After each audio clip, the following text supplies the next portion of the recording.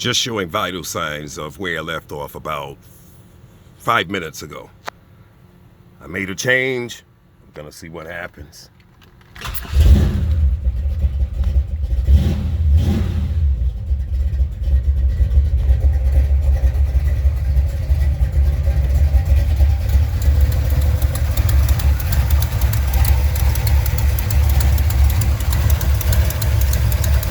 Still ticking. But these were very, I swear to God, the bolts in back took 4 complete turns. The nut, stud tight with the nut, this took 10 turns. 10 turns. It was that loose. And I honestly expected to not hear this at all.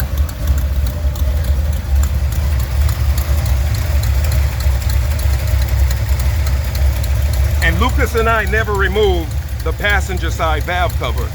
So, I don't know. I don't want to believe that it's these brand new Rimflex exhaust header gaskets. But hell, at this point, that's what it is.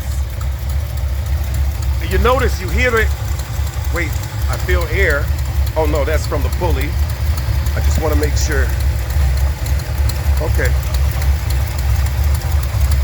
That's it.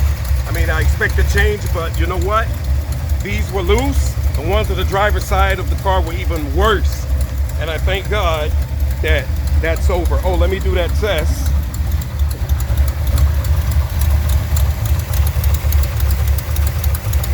I'm leaning on the car. That's the cam shaking me. But it's not.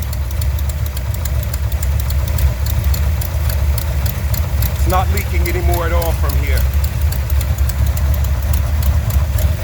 Wait. Yes, it is. You know what? Valve cover gaskets. Yeah, look at that. And this is as tight as I could get it. And this is the rubber gasket. See that? Okay, so again, I don't feel it's these Rimflex exhaust header gaskets. Valve cover gaskets, I'm changing these out tomorrow.